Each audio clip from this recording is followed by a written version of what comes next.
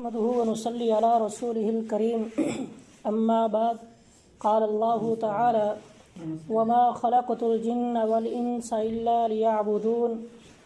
اللہ رب العالمین ارشاد فرماتے ہیں کہ میں نے جن اور انسان کو صرف اور صرف اپنی عبادت کے لیے پیدا کیا ہے کہ جن اور انسان جو ہیں یہ اللہ کی بندگی کریں گے، اللہ کی عبادت کریں گے اور اللہ کی عبادت میں یہ کسی کو کسی طرح کا شریک نہیں ٹھہرائیں گے۔ اللہ کی عبادت جو ہے یہ ہمیں سمجھ لینا چاہیے کہ عبادت کیا چیز ہے۔ عبادت جو ہے یہ ایک جامع نام ہے، جامع کلمہ ہے کہ جس کے اندر کئی طرح کی عبادات آتی ہیں، کئی طرح کی صورتیں ہیں، اس کی کئی قسمیں سمجھ رہے ہیں۔ تو ساری چیزوں کے مجموعے کا نام کیا ہے؟ عبادت ہے۔ اور عبادت کس کے لیے کرنی ہے؟ صرف اور صرف اللہ کے لیے کرنی ہے۔ تو عبادت جو ہے جب اللہ کی کریں گے تو مطلب یہ ہوا کہ ہم اللہ کو اکیلا تسلیم کر رہے ہیں کہ ہر لحاظ سے وہ اللہ کیا ہے؟ اکیلا ہے۔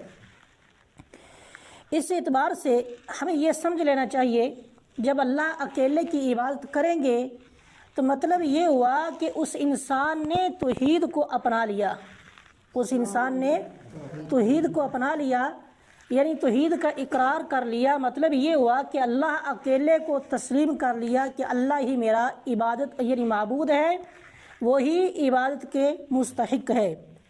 تو اس اعتبار سے توحید کی علماء نے جو تقسیم کی ہے وہ تقریباً 3 قسمیں ہیں۔ سب سے پہلی صورت توحید ربوبیت، دوسری توحید الوہیت، تیسری قسم توحید اسماء و صفات۔ یہ 3 صورتیں ہیں یا 3 قسمیں ہیں توحید کی۔ ان تینوں کو جب انسان سمجھ لے گا تو اس کو پتہ چل جائے گا کہ توحید کیا چیز ہے۔ سب سے پہلے توحید ربوبیت۔ ربوبیت کا مطلب کیا ہے؟ کہ اللہ رب العالمین کو اکیلے تسلیم کرنا کس اعتبار سے کہ وہ خالق ہے، مالک ہے اور تمام معاملات کی دیکھ بھال کرنے والا ہے۔ کائنات کو چلانے والا، رزق دینے والا، بارشیں برسانے والا اور پیدا کرنے والا، موت دینے والا کون ہے؟ اللہ ہے۔ یہ ساری چیزیں توحید ربوبیت میں آتی ہیں۔ قرآن مجید میں اللہ رب العالمین ارشاد فرماتے ہیں هل من خالق غیر اللہ یرزقکم من السماء والارض۔ کیا اللہ کے علاوہ کوئی اور ایسی ہستی یا ذات ہے جو تمہیں آسمان و زمین سے رزق نکال کر دے؟ آگے اللہ نے خود ہی نفی کر دی، لا الہ الا ہو، ایسا کوئی نہیں، صرف اور صرف یہ کام کرنے والا کون ہے؟ وہ اللہ ہی ہے۔ اللہ نے پہلے سوالیہ انداز میں سمجھایا لوگوں کو، کیا اللہ کے علاوہ کوئی اور ہے جو تمہیں رزق دے؟ آسمان سے مثلا بارش برساتا ہے، زمین سے اناج اگاتا ہے، تو کیا اللہ کے علاوہ کوئی اور یہ کام کر سکتا ہے؟ آگے خود ہی نفی کر دی، نہیں، یہ کام کون کرنے والا ہے؟ صرف اور صرف اللہ کی ذات۔ اللہ کے علاوہ کوئی دوسرا یہ کام نہیں کر سکتا۔ اور دوسرے مقام پہ فرمایا تبارک الذی بیدہ الملک وہو علی کل شیء قدیر۔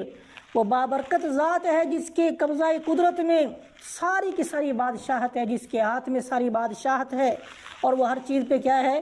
قادر ہے۔ یعنی پوری کائنات کا نظام کس کے کنٹرول میں ہے؟ اللہ کے کنٹرول میں ہے۔ اللہ جسے چاہے جس طرح چاہے کائنات کے نظام کو چلاتا ہے۔ اور اسی طرح ہی دوسری قسم ہے توحید الوہیت۔ الوہیت کا مطلب یہ ہے اللہ کو عبادت کے لائق اکیلا قرار سمجھنا، یعنی اللہ اکیلے کو ہی عبادت کے مستحق سمجھنا۔ یہ کیا ہے؟ توحید الوہیت۔ ربوبیت میں کیا فرق ہے؟ کہ اللہ اکیلے کو کائنات کا مالک اور مدبر اور خالق سمجھنا۔ الوہیت میں کیا ہے؟ اللہ اکیلے کو عبادت کے لائق یعنی سمجھنا، اللہ اکیلے کے لیے ہی عبادت کی جائے اور اللہ کے علاوہ کسی دوسرے کی طرف نہ رجوع کیا جائے، نہ اس کی طرف کوئی وسیلے کے لیے یعنی قرب حاصل کیا جائے اور نہ اس کی عبادت کی جائے، جبکہ یہ سارے کام کس کے لیے کیے جائیں؟ اللہ کے لیے کیے جائیں۔ اور توحید اسماء و صفات کیا ہے کہ اللہ رب العالمین کو اکیلے تسلیم کرنا ان ناموں کے ساتھ جن ناموں کو اللہ نے اپنے لیے پسند کیا ہے، یا وہ صفات جو اللہ نے اپنے لیے پسند کی ہیں ان کا حکم یعنی قرآن مجید میں آ گیا، یا پھر رسول اللہ صلی اللہ علیہ وسلم نے ان کے بارے میں وضاحت کر دی۔ اور ہر اس چیز کو تسلیم کرنا جس کو اللہ نے ثابت قرار دیا، اور ہر اس چیز کی نفی کرنا جس کی اللہ نے نفی کی ہے، بغیر کسی قول و قرار کے، بغیر اس میں چوکے چناچے یا اس میں بغیر کسی تحریف کے، بغیر کسی تغیر اور تبدل کے، بغیر کسی مثال دیے جیسے اللہ نے ہمیں حکم دیا، ہمارا اس کے اوپر ایمان ہونا چاہیے کہ یہ چیزیں کس کے ہیں؟ اللہ کے لیے ہیں، اللہ کے علاوہ ان میں کوئی بھی نہیں ہے، اور یہ اسماء جتنے بھی اللہ کے نام ہیں یہ کسی اور کے لیے نہیں ہے، کوئی دوسرا ان ناموں میں شریک نہیں ہو سکتا۔ تو یہ سارے کے سارے نام کس کے ہیں؟ اللہ کے۔ اب آگے جو اہم مسئلہ ہے وہ ہے توحید الوہیت میں۔ آپ شاید سمجھتے، جو آپ کو علم ہوگا کہ مشرکین مکہ جو تھے وہ اللہ کو رب مانتے تھے، اللہ کو رب مانتے تھے۔ ہمارا رب کون ہے؟ اللہ۔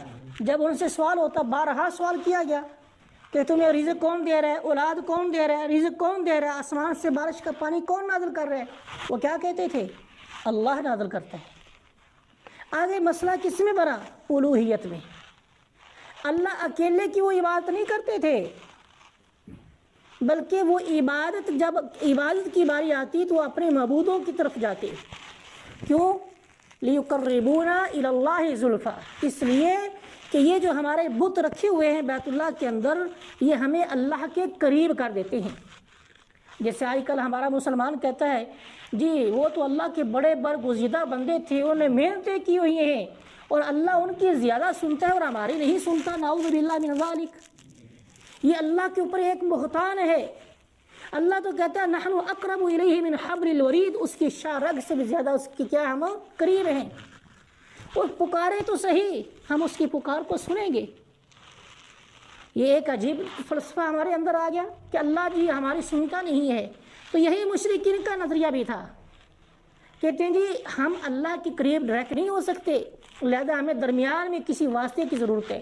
آگے سے پھر اللہ کی شان کے بارے میں کیسی کیسی مثالیں دی جا رہی ہیں کہ دیکھو مثال کے طور پر چھت کے اوپر جانا ہے تو سیڑھی کی ضرورت پڑتی ہے نا، اللہ کے پاس جب جائیں گے تو پھر اللہ کے پاس ڈائریکٹ کیسے ہم پہنچیں گے؟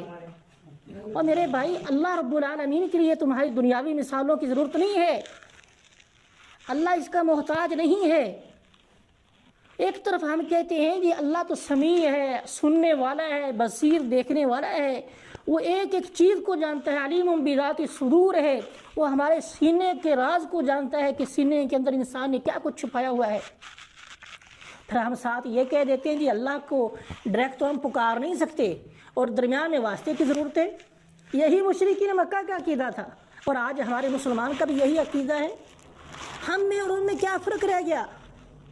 ایک اگر نام نہاد مسلمان یہ اقرار کرتا رہے کہ اللہ میرا رب ہے، اللہ میرا خالق ہے، اللہ رزق دینے والا ہے، اور اللہ کے اسماء و صفات پر ایمان لاتا ہے، لیکن الوہیت پر اس کا ایمان نہیں ہے، لیکن الوہیت پر اس کا ایمان نہیں، یعنی اللہ کو اکیلے عبادت کے لائق نہیں سمجھتا، اللہ کی عبادت میں دوسرے کو شریک کرتا ہے۔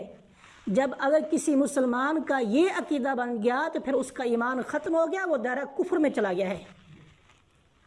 یہی تو وجہ تھی مشرکین مکہ مانتے تھے، دل سے بھی مانتے تھے کہ قرآن مجید کیا ہے؟ سچا ہے، اگرچہ وہ اپنی زبانوں میں محفلوں میں کہتے ہیں یہ جھوٹ ہے، یہ سب کچھ ہے، جب تنہائی اختیار کرتے تو یہ کہتے تھے کہ یہ کلام واقعی سچی کلام ہے۔ آج ہم بھی یہی کہہ رہے ہیں، جب مسئلہ آتا ہے عبادت کا تو وہاں ہمیں اختلاف آ جاتا ہے، ہم اپنے پیروں کی طرف، اپنے مزاروں کی طرف بھاگتے ہیں، وہاں نظر و نیاز پیش کرتے ہیں، حالانکہ نظر اور نیاز کرنا یہ کیا ہے؟ عبادت ہے، عبادت ہے۔ اور یہ عبادت اگر اللہ کو چھوڑ کے کسی اور کے در پہ کی جائے تو پھر کیا ہو جائے گا؟ شرک ہو جائے گا۔ اور ہم بڑے شوق سے کہتے ہیں جی میں نے فلاں مزار پہ فلاں صاحب کے نام کی یہ منت مانی ہے اور یہ نظر مانی ہے، میں نے نظر پوری کرنی ہے۔ جیسا کہ صحیح حدیث ہے، نبی علیہ الصلوۃ والسلام کے پاس ایک صحابی آتا ہے، آ کے کہتا ہے اللہ کے رسول میں نے بوانا جگہ ہے، بوانا ایک مقام تھا، کوئی جگہ کا نام تھا کہ میں نے وہاں نظر مانی تھی زمانہ جاہلیت میں کہ وہاں جا کے کوئی جانور ذبح کروں گا۔ آپ نے اس سے 2 سوال کیے تھے۔ پہلا سوال، کیا وہاں اس جگہ پہ جہاں تو قربانی اپنی نظر پوری کرنا چاہتا ہے وہاں زمانہ جاہلیت میں کوئی میلہ وغیرہ لگتا تھا؟ کہتا ہے نہیں۔ دوسرا سوال، کیا وہاں کوئی قبر وغیرہ تو نہیں ہے؟ کہتا نہیں۔ آپ نے فرمایا جا اپنی نظر کو پورا کر لے۔ یہ دونوں کام ہیں، جہاں ہماری نظر و نیاز پیش کی جا رہی ہے وہاں میلہ بھی لگ رہا ہے، وہاں قبرستان بھی ہے، تو پھر کیا ہماری نظر جائز ہو جائے گی؟ ایسی جگہ پہ نظر کو پورا کرنا جائز ہو جائے گا؟ اور کسی انسان کے لیے کرنا، اللہ کے علاوہ کسی اور کے لیے نظر کو کرنا، کیا یہ جائز ہو جائے گا؟ نہیں، یہ عین شرک ہے جو انسان کے ایمان کو ضائع کر دے گا۔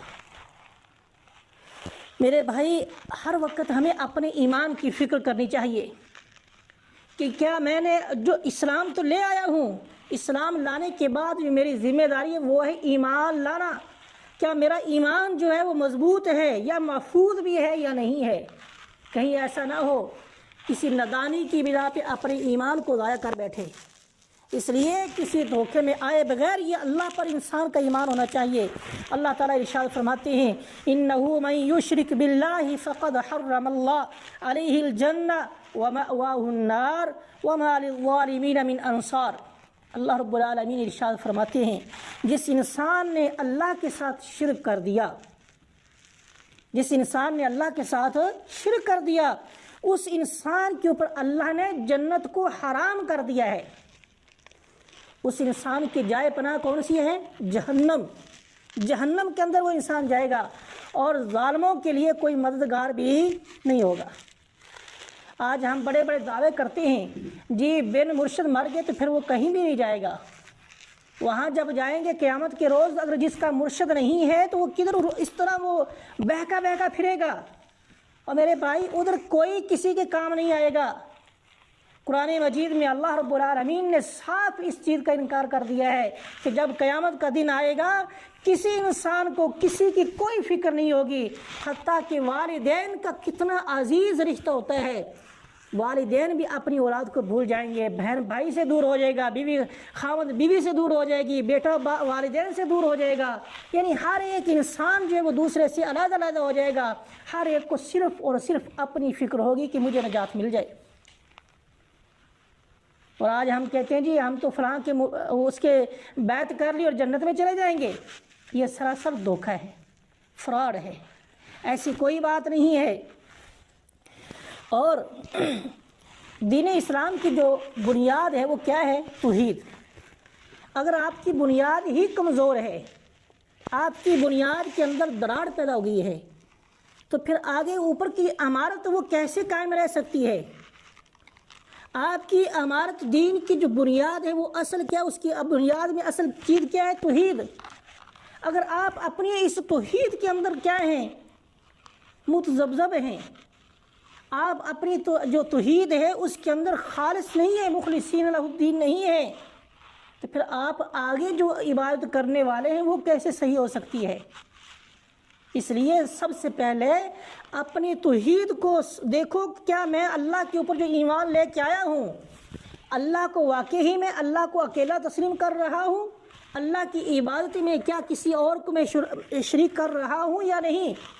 یہ دیکھنا چاہیے، غور و فکر کرنا چاہیے۔ اور اسی طرح اللہ رب العالمین نے جس چیز سے انسانوں کو ڈرایا ہے یا جو اللہ کے نزدیک سب سے بڑا جرم وہ کیا ہے؟ شرک۔ توحید کے مخالف دوسری چیز کیا ہے؟ شرک۔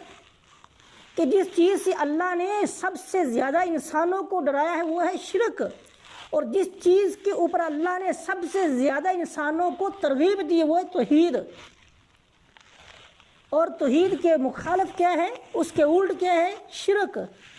تو میرے بھائی شرک جو ہے اس کا مطلب یہ ہے کہ جب انسان اللہ کی عبادت کرتا ہے اس عبادت میں کچھ حصہ کسی اور کے نام کر دیتا ہے۔ مثلا جیسے میں نے ابھی وضاحت کی ہے وہ نیاز اپنی نظر کسی اور کے نام کر دیتا ہے، دعا کسی اور سے مانگتا ہے، اگرچہ وہ نمازی ہے، پرہیزگار ہے، تہجد گزار ہے، صوم و صلات کا پابند ہے، لیکن وہ دعا کسی اور سے مانگتا ہے، نظر کسی اور کے لیے کرتا ہے، تو وہ انسان مومن نہیں ہے، وہ اس شرک کے زمرے میں آ جائے گا۔ اللہ تعالیٰ ارشاد فرماتے ہیں وَمَن يُشْرِكْ بِاللَّهِ فَقَدِ افْتَرَىٰ اِثْمًا عَظِيمًا، جس انسان نے اللہ کے ساتھ شرک کیا گویا اس نے بہت بڑا بہتان اللہ پر باندھا ہے، اس انسان نے اللہ کے اوپر ایک بہت بڑی الزام تراشی کی ہے، بہت بڑا بہتان باندھا ہے۔ وَمَن يُشْرِكْ بِاللَّهِ فَقَدْ ضَلَّ ضَلَالًا بَعِيدًا، جس انسان نے اللہ کے ساتھ شرک کیا وہ انسان ایسے سمجھ لو جیسے وہ برباد ہو گیا، دور کی گمراہی میں چلا گیا ہے، اس کا واپس آنے کے لیے کوئی امید نہیں ہے۔ ان اللہ لا یغفر ان یشرک بہ ویغفر ما دون ذلک لمن یشاء، اللہ تعالیٰ مشرک انسان کو کبھی معاف نہیں کرے گا۔ جس انسان نے اللہ کی کسی بھی عبادت میں شرک کیا ہے، اللہ کے ساتھ شرک کر کے مرا اور شرک کی حالت میں اس کو موت آئی، توبہ نہیں کی، بغیر توبہ کے مر گیا، اس انسان کی کوئی نجات نہیں ہے۔ یہ ہمیں آج دھوکہ دیا جاتا ہے۔ اللہ تعالیٰ نے کئی ایک مقام پہ قرآن مجید میں ارشاد فرمایا جن کو آج تم پکارتے ہو، جن کے لیے نظریں پیش کرتے ہو، نذرانے پیش کرتے ہو، جن کی قبروں پہ مزاروں پہ جا کے دعائیں مانگتے ہو، پہلی تو بات یہ ہے کہ وہ تمہاری دعا کو سنتے ہی نہیں۔ اگر بالفرض وہ تمہاری دعا کو سن لیں، اگر بالفرض وہ تمہاری دعا کو پکار کو سن لیں کہ جو تم پکار رہے ہو، تو قیامت تک تمہیں جواب نہیں دے سکیں گے۔ پہلی تو بات یہ ہے کہ اللہ نے فرمایا کہ وہ سن ہی نہیں سکتے کہ تم کیا کہہ رہے ہو، چاہے نبی ہے یا کوئی بھی انسان ہے، کتنا اللہ کا قریب کیوں نہ ہو، جو فوت ہو گیا ہے وہ تمہاری پکار کو سن نہیں سکتا۔ اگر بالفرض وہ سن بھی لیں تو قیامت تک جواب نہیں دے سکیں گے۔ جب قیامت کے دن یہ اٹھیں گے، اس وقت جو تم نے ان سے مانگا تھا، ان کو پکارا تھا، ان کے لیے نذرانے پیش کیے تھے، یہ سب کا انکار کر دیں گے۔ اللہ ہمیں تو پتہ ہی نہیں تھا، ہمارے لیے تو انہوں نے کچھ کیا ہی نہیں، ہمیں کوئی اس کا علم نہیں ہے، یہ سراسر انکار کر دیں گے۔ جن کو آج انسان جن کے لیے پتہ نہیں کتنے لڑائی جھگڑے فتنے فساد کر رہا ہے اور ان کے خلاف ایک معمولی سی بات سننا گوارا نہیں کرتا، یہی انسان کے کل خلاف قیامت کے دن کیا کریں گے؟ گواہی دیں گے، اللہ یہ ہمیں نہیں پکار رہے تھے، ہمیں تو کوئی علم نہیں تھا، ہم تو فوت ہو گئے تھے۔ آج پتہ نہیں کیسی کیسی حکایتیں، کیسے کیسے من گھڑت عقل تسلیم نہیں کرتی، کیسے کیسے واقعات بیان کیے جاتے۔ نبی علیہ الصلوۃ والسلام نے ارشاد فرمایا، بخاری مسلم کی روایت ہے، اعظم الذنب ان تجعل للہ ندا وهو خلقک، سب سے بڑا گناہ جو ہے نا وہ کیا ہے؟ اللہ کے ساتھ شرک کرنا، حالانکہ اللہ نے تجھے پیدا کیا ہے۔ سب سے بڑا گناہ وہ کیا ہے؟ اللہ کے ساتھ شرک کرنا، اور حالانکہ اللہ نے تجھے پیدا کیا ہے۔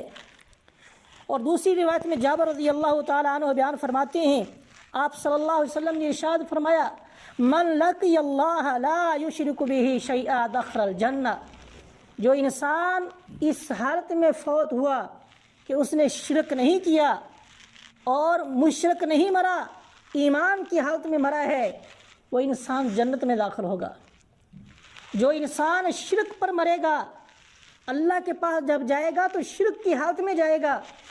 آپ صلی اللہ علیہ وسلم نے فرمایا، وَمَن لَقِيَهُ يُشْرِكُ بِهِ شَيْئًا دَخَلَ النَّارَ، جو انسان اس حالت میں مرا کہ اس نے شرک کیا ہے اور اللہ سے ملاقات بھی اس انداز میں ہوئی کہ وہ مشرک ہے، آپ نے فرمایا وہ انسان جہنم میں جائے گا۔ صحیح مسلم کی یہ روایت ہے۔ اسی طرح ہی آپ صلی اللہ علیہ وسلم سے اور بھی بے شمار آیات موجود ہیں، احادیث موجود ہیں کہ جن میں آپ صلی اللہ علیہ وسلم نے مشرک انسان کے بارے میں بڑی تنبیہ کی ہے۔ میرے بھائی، شرک جو ہے نا یہ عمومی طور پر دو حصوں میں اس کو تقسیم کر سکتے ہیں۔ ایک شرک ایسا جو انسان کو اس کے مذہب سے، اس کے دین سے کیا کرتا ہے؟ نکال دیتا ہے، دین سے انسان کو نکال کے کفر کی طرف لے جاتا ہے۔ دائرہ اسلام سے خارج کر دیتا ہے، انسان اپنی ملت سے، اپنے مذہب سے نکل جاتا ہے، دور ہو جاتا ہے، کفر میں چلا جاتا ہے، دائرہ کفر میں چلا جاتا ہے۔ اور دوسرا شرک وہ ہے جو انسان کے قول اور فعل سے صادر ہوتا ہے، لیکن اس شرک سے انسان کافر نہیں ہوتا، رہتا وہ دائرہ اسلام میں ہے لیکن کافر نہیں ہوتا۔ لہذا ہمیں ہر طرح کی شرک سے بچنا چاہیے، کیونکہ اللہ تعالیٰ ارشاد فرماتے ہیں ان اللہ لا یغفر ان یشرک بہ، اللہ مشرک انسان کو معاف نہیں کرے گا۔ تو لہذا ہمیں چاہیے کہ ہم اپنے ہر وقت اللہ کے سامنے گڑ گڑائیں، اپنے قول و فعل کو دیکھیں، اپنے عمل کو دیکھیں، کیا میرے عمل میں کوئی شرک تو نہیں ہے؟ کیا میرے عقائد، میرے نظریات اللہ کے ساتھ خاص ہیں؟ یا پھر یہ ہے کہ میں اللہ کی عبادت کرتا ہوں، ساتھ ساتھ میری نظر و نیاز کسی اور کے لیے ہے؟ جب مشکل وقت آ جائے، پریشانی کا وقت آ جائے، تو پھر ہم اس وقت اللہ کو چھوڑ کے اوروں کے در پہ جاتے ہیں اور وہاں جا کے اپنی نظر و نیاز اور منتیں پوری کراتے ہیں۔ تو کیا یہ تمہارا ایمان ہے؟ اللہ تعالیٰ ہر انسان کو دنیا میں آزماتا ہے، آزمانے کے اللہ کے طریقے کئی طرح کے ہیں، ایک نہیں ہے، مختلف انداز سے اللہ تعالیٰ بندے کو آزماتا ہے۔ کسی کو بہت زیادہ مال دے کے آزماتا ہے کہ یہ اپنے اس کو مال ملنے کے بعد یہ کس طرح قائم رہتا ہے، کیا یہ گمراہ نہیں ہو جائے گا؟ کسی انسان سے مال چھین کے آزماتا ہے، اس کے اوپر اتنی تنگی کر دیتا ہے کہ پھر اس کو آزماتا ہے کہ کیا یہ اپنے ان سخت ترین حالات میں قائم رہتا ہے یا نہیں رہتا۔ کسی انسان سے اس کے محبوب ترین چیز کو چھین لیتا ہے، چاہے اس کا تعلق اس کے مال سے ہے یا اس کی اولاد سے ہے، اور کسی انسان سے اس کے تیار کھڑی فصل کو کیا کر دیتا ہے؟ برباد کر دیتا ہے۔ اس کے اوپر بارش برسا دے گا، فصل تیار بالکل تیار ہے وہ برباد ہو جائے گی، نقصان پیدا کر دے گا۔